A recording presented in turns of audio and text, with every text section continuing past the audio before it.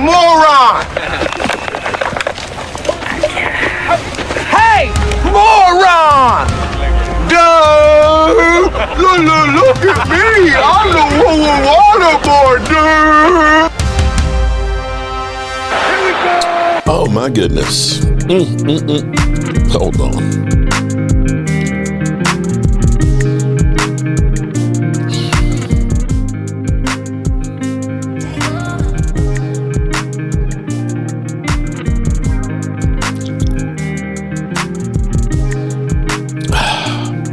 Boy.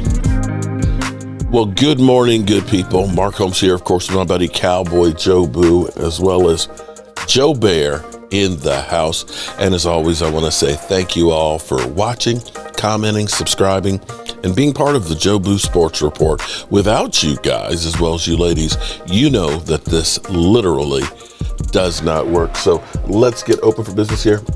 And let's wake up these football gods. It's Sunday, another Sunday closer to the NFL season.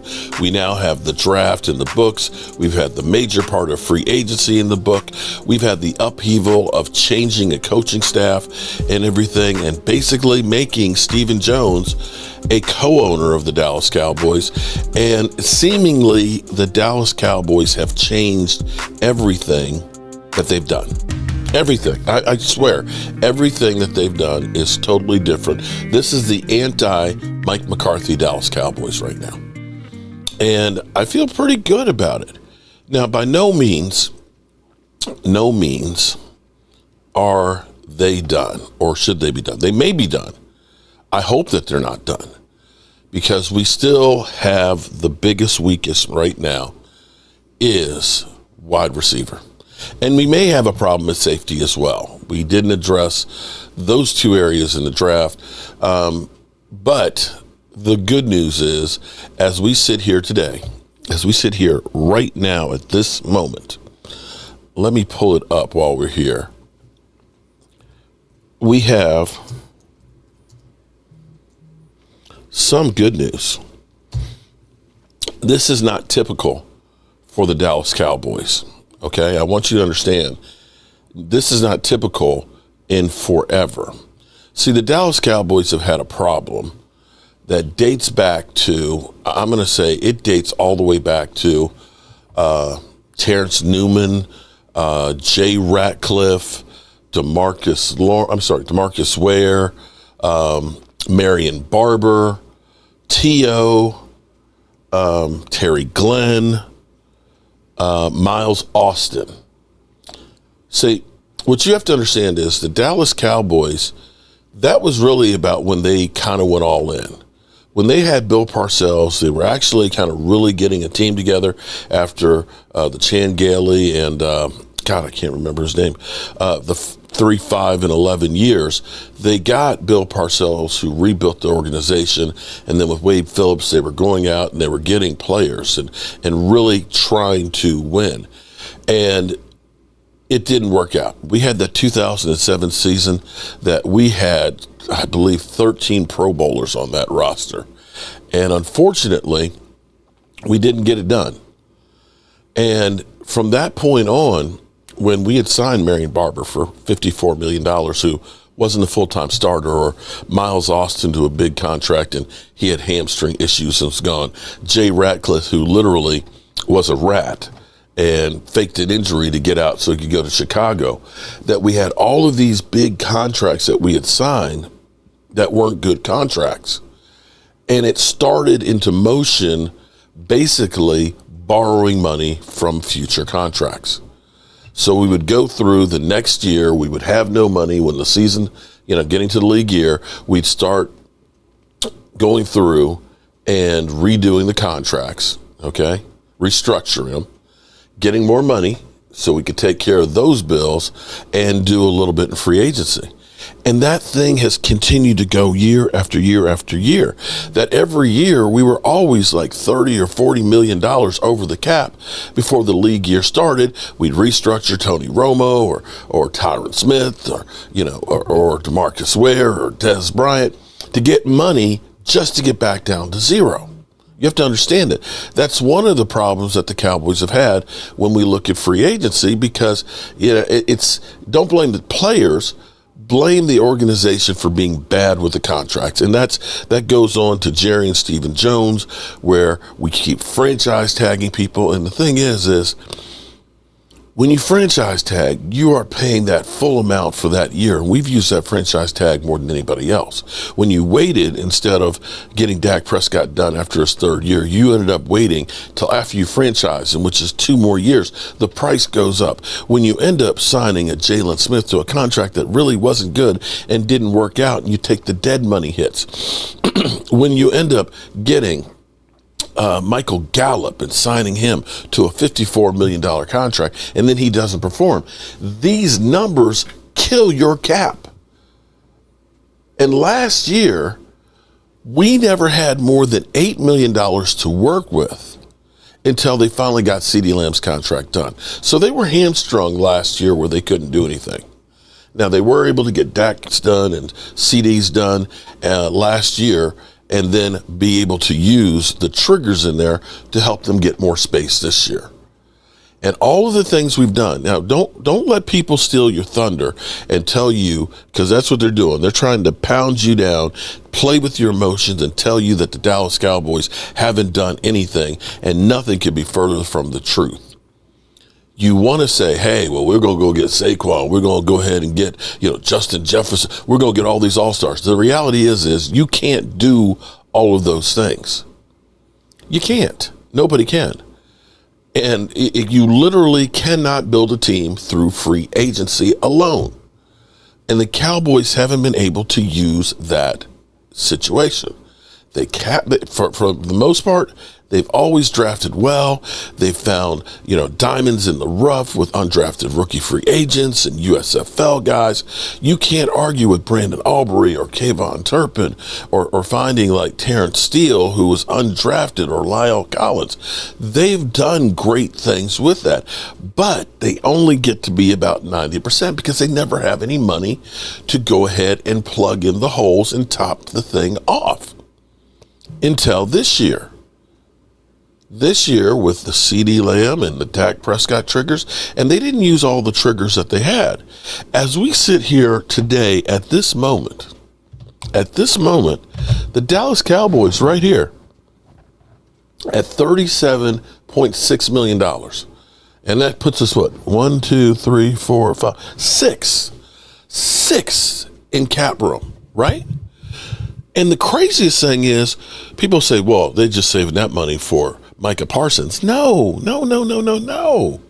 Micah Parsons right now is a $24 million hit because it's the 5th year. You can't play with that number. But they get his extension done, that number will probably halve. So that 37 that you see right now will be closer to 50. They'll have more space than everybody but the New England Patriots. If they were wise, they would go ahead and get Tyler Smith taken care of and Deron Bland. So that way you don't have to go through this situation next year. You'll be able to have the triggers with those guys if you need them, much like you do with Dak and CD. And the Cowboys' plan here is Dak Prescott has 3 more years left on his contract. We got a new coach who's got basically a contract that goes with Dak Prescott. We've got now young talent, and we're trying to push the envelope right now. And with this draft, they've done a lot of good things. They're going to be young and they're going to be raw. There's going to be a learning curve. There's no doubt.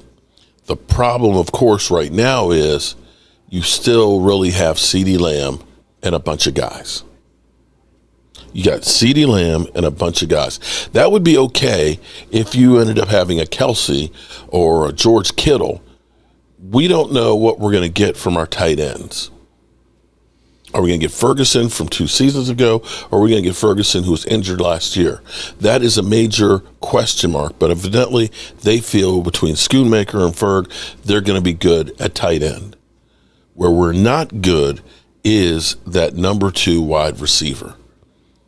If we can get that number 2 wide receiver, now that we got Jaden Blue, along with Miles Sanders and Javonte Williams, I'm not sure all 3 of them will be on the roster. You're going to have competition for the running back position. You now have comparable, competent running backs. And now that you've got, oh my goodness, the huge guard,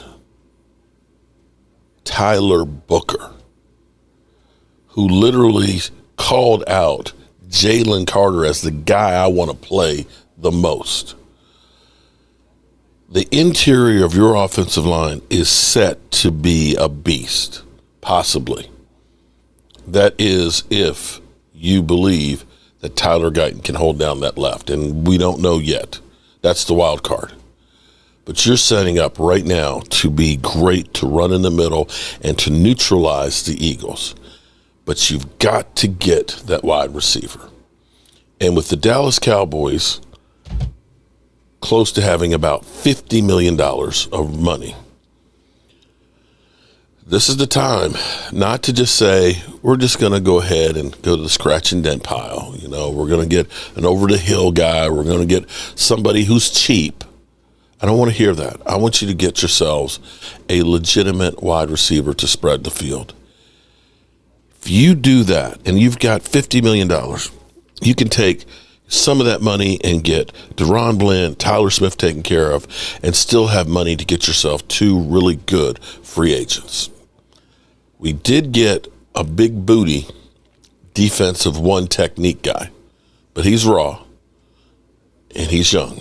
And really elite nose tackles take a couple of years of seasoning before they're good.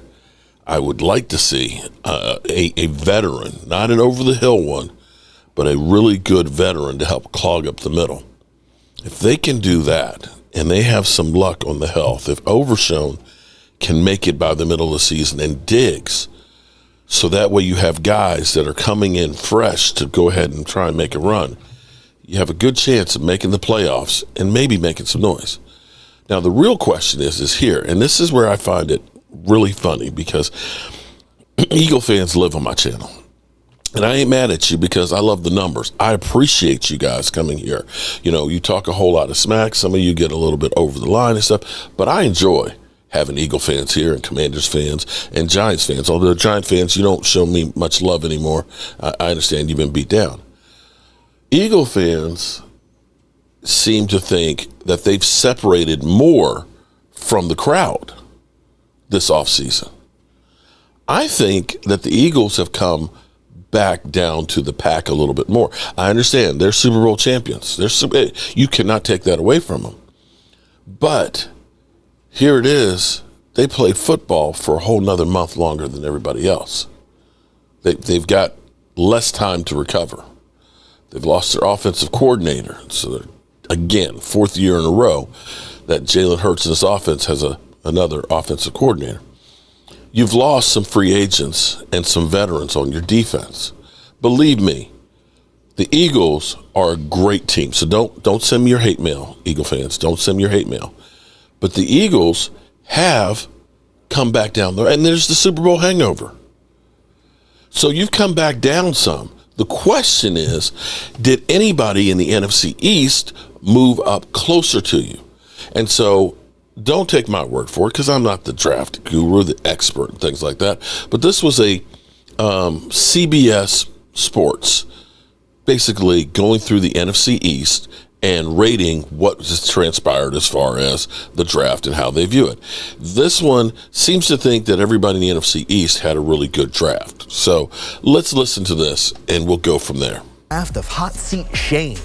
Joe Shane putting together something nice here for the New York Football Giants. They get their guy, maybe best player in this draft at number 3, and Abdul Carter getting back into the first and heating things up. But did they hit the mark with their dart? Appreciate the laugh, Ryan Wilson. We'll come to you here on the New York Giants when we look at what they did. Obviously, it's the dream day, and it's what the Giants wanted to do. You get the bridge quarterback, you get the player at 3, you get back into the first, you maybe get the quarterback of the future, and then Edna and a ball player in Cam Scadaboo, too. How do you feel about the draft in totality? Yeah, I gave an A. If Abdul Carter potentially is the best player in this class, Cam Scadaboo is the toughest, and it may not even be close. Jackson Dart, even if you don't love Jackson Dart as your QB2, if the Giants believe in him, I'm willing to wait and see if this works out in terms of the compensation they had to give up to get him. I love Darius Alexander, 25 years old, had a fantastic season at the defensive line for Toledo, had an even better Senior Bowl. And then Thomas Fedone, I'll mention him, the tight end out of Nebraska. I was pleasantly surprised when I watched his tape. He's a better athlete than he's given credit for. I think he had some injury concerns, so he slipped to the 7th round, but he could be a late round steal there. So I give it an A, Mike. There's no way you top that. I gave it an A+. A pluses don't exist. Outside of the Jackson Dart pick, which I admit he has tools to develop. He's a great developmental sort of quarterback, and he's in a great spot to develop because he's not going to get thrown to the wolves right away. But outside of that one, every single player was higher on my board than where he got drafted. That's a no-skip sort of draft. You love those. When that's the case, you got to give it an A+. And the one I want to give a shout out to is Marcus Bowe, the Purdue tackle. Came off the board at 154. I had him about 70 places higher on my draft board. I think he could start right away for them at that right guard position. This was truly one of the Giants have helped my favorite themselves. draft in the entire class. All right, so we call this the bangers only draft from the New York Giants. I know Giants fans are happy to hear that from the lips of Mike Renner. Taking our talents now to Dallas. It was a measured approach here with their first pick, and then from there, there's a lot of holes to fill. There's some interesting cap situations. What did you make of what the Cowboys were able to accomplish trying to check some of those boxes that remain? Give an A. And I think for as much guff as we give the owner, I think they did a pretty good job. And Tyler Booker obviously fills a need. They need him right away. His name's Tyler, so they're clearly going to take him there. Ezraku, good 80 pounds less than Tyler Booker, but he has some juice off the edge. Needs to get better against the run, but that's okay. Suvon Revel, potentially a first-round pick had he been healthy. Jaden Blue's a slasher, 4'3" guy, track speed. I'd like to see him run through some arm tackles a little better. And I'll mention Phil Maffa, a completely different type of running back there at the end there, pick 239 out of Clemson, who gives them another running back in that room. Yeah, say what you want about Tyler Booker, the positional value of guard, but I feel confident saying this guy will be a Pro Bowl caliber guard by the end of his rookie contract and give you the best guard duo in the NFL. When you lose a Pro Bowler, not Pro Bowler, Hall of Famer, excuse me, in Zach Martin, this is a great pick to fill those shoes. And then rounds 2, rounds 3, rounds 5, the next 3 picks, Donovan Ezraku, Suvon Revel, Jaden Blue, these are all guys that could have gone much higher for one reason or another, fell, but I think are perfect fits for what they want to do at each of those positions. Ezraku, a great speed rusher to add to that room when you have a bunch of speed rushers in that room already. Suvon Revel, long corner to add to a group of long corners that are already in Dallas. And then Jaden Blue gives you juice. The guy ran the low 4.3s at his pro day. That's just something with Javonte Williams, the lead back, they do not have. Said Will Campbell had the best bite. Booker had a good one, too, saying he just loves to see the love for football come out of his opponent's eyes. That's the type of interior offensive lineman you're looking for, and some pedigree coming from where he's coming from. Getting to the Commanders, which is an interesting timeline, because last year the conversation with the play of the quarterback was they're ahead of schedule. We see them on a championship Sunday. Now an amended schedule and expectation comes with it. What did they do to maybe meet that expectation over the last 3 days?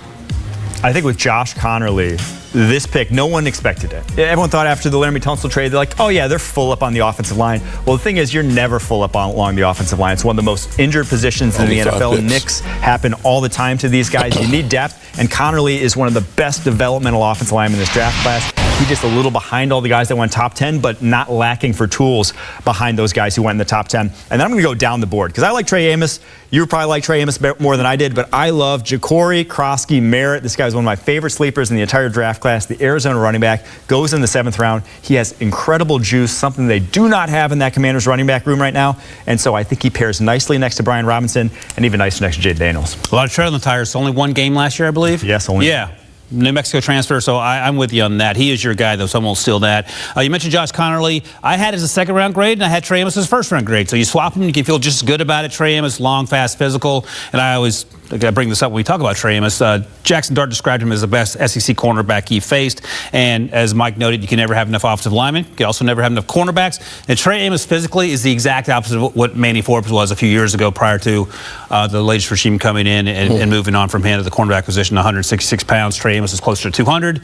I love Washington gets an A as well. Okay. The NFC is They just love the NFC division okay. In terms of the draft picks they made this We get to our final team in the division, that being the defending champions in the Philadelphia Eagles. Home Run Howie, he's known for hitting no matter where he's at in the lineup. First round, second round, third round.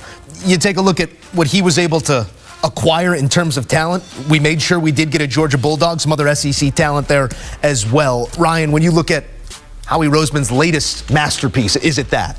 Yeah, I gave it an A-, and I was doing it relative to the rest of this draft class in this division. But you look at these players, especially the top, Jahad Campbell, A+, Andrew Makuba, A+, Ty Robinson, I thought he had a chance to go late day 2. He's a plug-and-play guy in the middle of that defense. And, of course, they got a first-round talent in the 6th round of Kyle McCord. I got to ride the Kyle McCord train. He was going to be probably an early day 3 guy when you talk to teams. I liked him on day 2. I get that. And then Cameron Williams, the developmental tackle, right tackle, played opposite Kelvin Banks Jr. at Texas.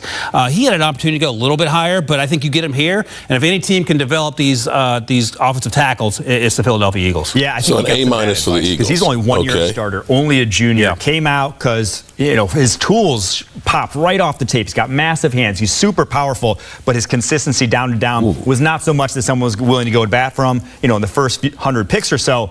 But to get him there where, if anyone's developed these offensive linemen late in drafts, Jeff Stoutland in this Eagles team, I expect him to be either a starting guard or starting tackle at some point by the end of his rookie contract, and obviously doesn't have to get thrown to the Wolves right away. But I love the Jahad Campbell pick, man. To get him at 31, you already had the best linebacker duo probably in the NFL last year. Right. When you had Nakobe Dean and Zach Bond. This just takes it to a level that, in Vic Fangio's defense, I'm not going to say Patrick Willis and Navarro Bowman. I'm not going to put it at that level, but it might be as good as we've seen outside of that duo in the past decade at some point here in the next couple years. Stoutland University, as we mentioned, with a couple new admittance. We'll see what the Philadelphia Eagles can do. What they are looking to do is something that hasn't been done in over 2 decades. That's win the NFC East back-to-back seasons. That's their ratings. A minus number to do so. All right, so we're going to leave it right there with that. So while I was listening to that, basically they gave the Eagles an A-. They gave us an A. They gave Washington, I believe, an A and stuff. So if you were to look at that, if we had a little bit better of a draft, then we should be a little bit closer to the Eagles. I think things tightened up a little bit closer with the Eagles. I'm going to say this offseason that I think that it's definitely, you still have to say, as much as it hurts me, that the Eagles would be the favorite to win for the first time since the 2003-2004 season to repeat as division champs. I'm not ready to go on the hype train with the Commanders. The sophomore slump is real. And I think that Washington builds too much through free agency and that they're not going to be sneaking up on people like they did before. Keep in mind, Cooper Rush and the Cowboys beat Washington the first time, and we damn sure came close the second time to beating them.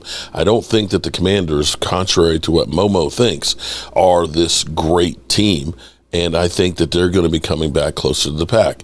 I think the Cowboys just being healthier made them a better team. Instead of having the mass exodus of talent like we did last year, we held on to key pieces and we supplemented.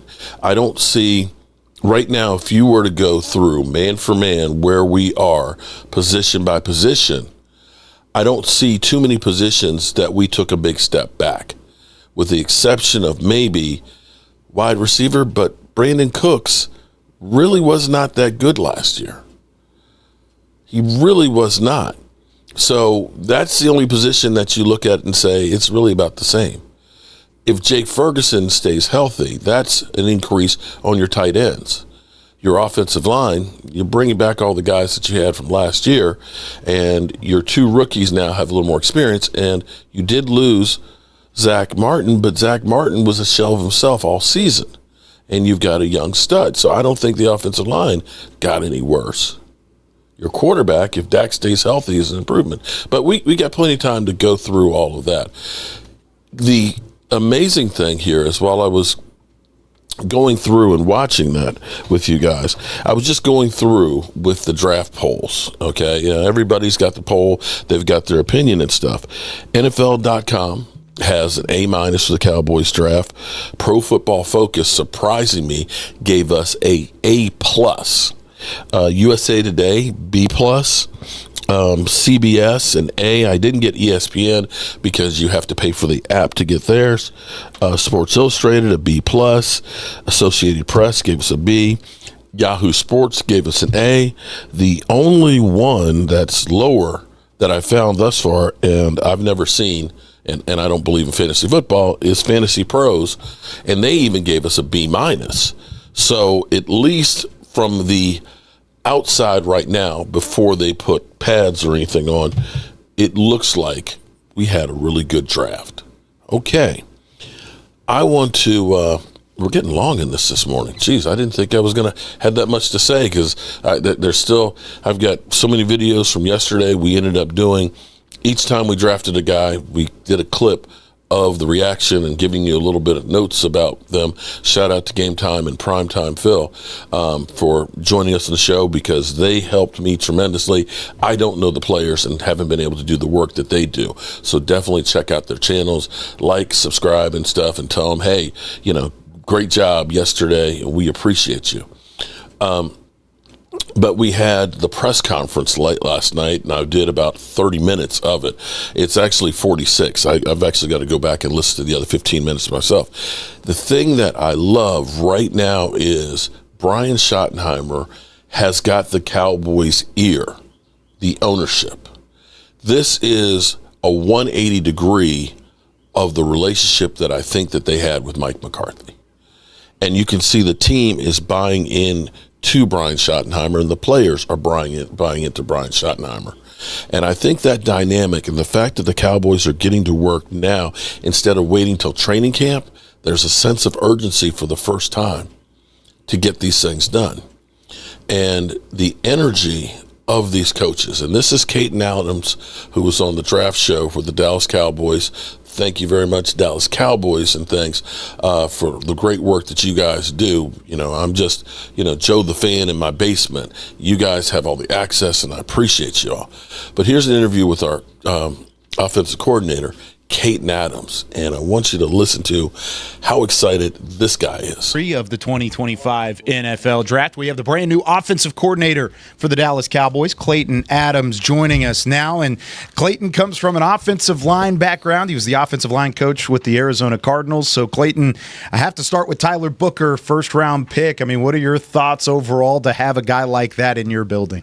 Obviously extremely excited about this unique combination of character, talent, work ethic. That's what really I think you're trying to hunt in the first round is somebody that can play at a really high level, and they're going to achieve that ceiling because of the tools that they have.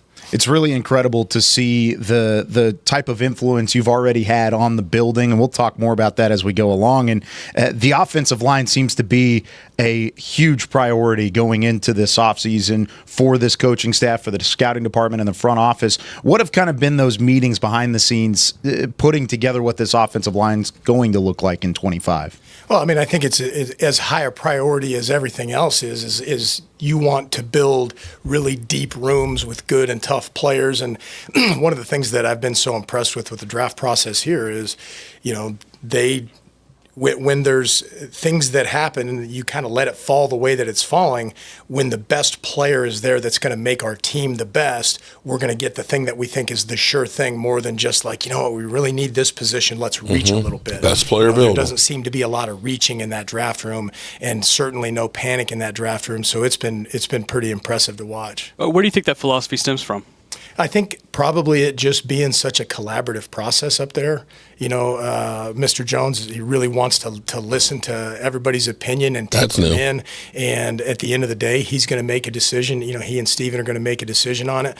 But Will McClay and the guys that work over in the personnel department, they turn over every single stone. And they really value the input of the coaches as well. And so like, again, one of the probably most impressive things about the entire process is just they understand that everything should be valued as a piece of the puzzle, not the entire thing. And so you evaluate things as they come up. And then when we're on the clock, there's options for a lot of different things. But it's, okay, who's the guy that's going to make our team the best? Not necessarily just going to be a Band-Aid to cover, a hole in the thing. So, something that I think is fascinating about your new staff coming into this draft process is that you not only had to catch up with the guys in the draft, but also catch up on the team once you got hired.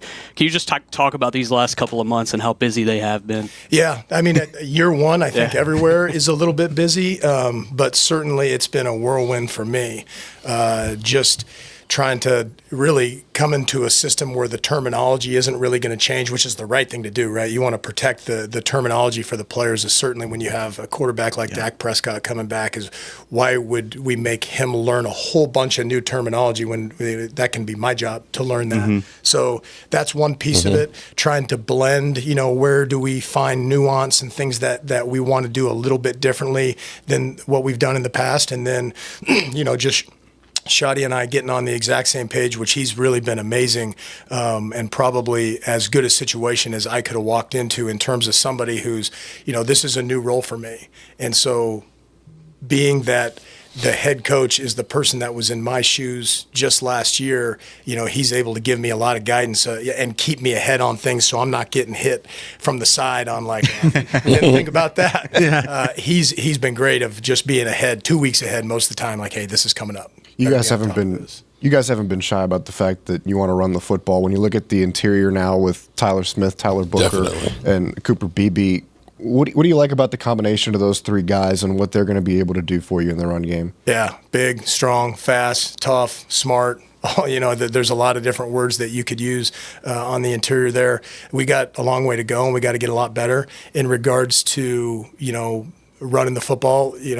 I think that first and foremost, you do whatever you have to do to win the game. And so I don't think that you go into a game and say, like, well, we're just going to run it 70 times and we're going to see, what the score ends up being. You got to do whatever you can to win the football game. But creating explosives in the run game is a recipe for creating explosives in the pass game. And hopefully the hope is that by being able to move the line of scrimmage, you're able to protect differently than just having to drop back all the time. Because I know one thing is it's a heck of a lot easier to block these D linemen when they don't know it's a pass. Right. So, that's one of the things. And the other does that part sound familiar? I truly believe this is that when somebody can impose their will on you in the run game, it's a disease for the entire team. And it affects everybody in a negative way. And these guys are so it slow. affects your team in a positive way. It's like, all right, we're going to go out on this drive, and it's going to be bang, bang, bang, and then boom, over the top. Or, maybe you did that on the last drive, and you come out with a play action that hits a deep crosser or something like that. I just think it's a recipe for disaster if you can't run it and they can run it on you. Cowboys OC Clayton Adams with us here. One of the things we were pumped about is the variance in which you run the football. And coming from Arizona, teams didn't know what the heck you were going to do to them. Is it pin and pull? Is it outside zone? Is it inside zone? What's kind of the vision you have for this rushing attack, and how does Tyler Booker help that?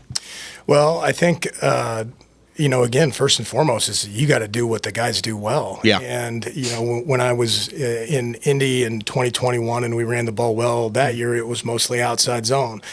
We went into our first year in Arizona saying, okay, we're going to force the issue here and be an outside zone team. And that wasn't really what fit our players and James, our tailback, the best. And so we had to pivot and figure out, what do we do well? Oh, okay, well, our center is a really good puller. Let's figure out a way to do more of these things. So I think that you go into the situation here saying, all right, what fits our play action game the best, and can our players do it? And if they're struggling with it, can we improve, or do we need to pivot? And I think that's the recipe for any organization or team or anything that you're trying to have collective success is you have to figure out what does the pieces that you have, what do they do best, and then put them in those situations consistently. Coach, this is a really, really deep running back draft. I know you've worked through these names and stuff like that. What's the ideal back for your type of situation? Maybe not a name, but what's the running style of an ideal back that you would like to have in your scheme? I think at the end of the day, you want contact balance is generally ends up being the number one thing that people look at is, can this guy get on edges of defenders and keep his feet? And then the other thing that everybody's looking for is when you get a guy into the secondary, can he finish? And that's much more difficult to do in the NFL than it is in college football, but you see it. There's guys that they do get themselves into the secondary, and whether it's because they win with speed or it's because they win just by being really difficult to break down, to get on the ground. Guys have different ways of doing it, but you contact balance and having the ability to finish. Steven was talking yesterday about players taking that jump. One, certainly the first-round pick, Tyler Gayton, from last year. What are some of the things that stand out to you about Tyler and that you can use for him to kind of fit what you're talking about, things that he does well or maybe some things that you want to see him improve? I'd say a lot of that right now is TBD, because what I would hate to do is watch last year's tape and say, well, this is exactly who this player is and define it exactly that way. I don't want to do that to him. I want to get out on the grass and really work through some of the pluses and minuses of who he is as a player. So I think what you see is the same thing that I saw when we evaluated him last year in the draft is this guy has the tools to be special. And so right now we're working through it in the meeting room of trying to figure out exactly okay, who are we? Mm-hmm. What are the fundamentals of what we're going to do as an offense? And then when we get out on the grass, we sort the rest of those things out. Yeah, with what Shadi is trying to build, we've certainly learned over the course of the last couple of months that it's culture first. Culture. Is it unique to the experience that you've had, not only around the league, but in college football, to the type of culture-first environment that Shadi is trying to build? I wouldn't say that saying it is unique. I think that there's a lot of places that say it. What's unique is being able to stick with it and having, the consistent day-by-day philosophy of how we do something is much more important than what we do, and he's been really great that way. There's a lot of teams that say it.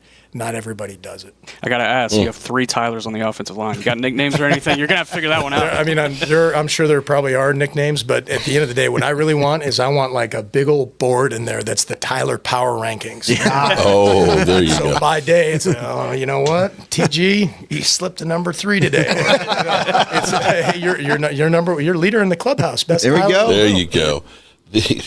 Tyler. Oh, my goodness. You got to love it. Well, good people, the draft is in the rearview mirror. The work is just beginning.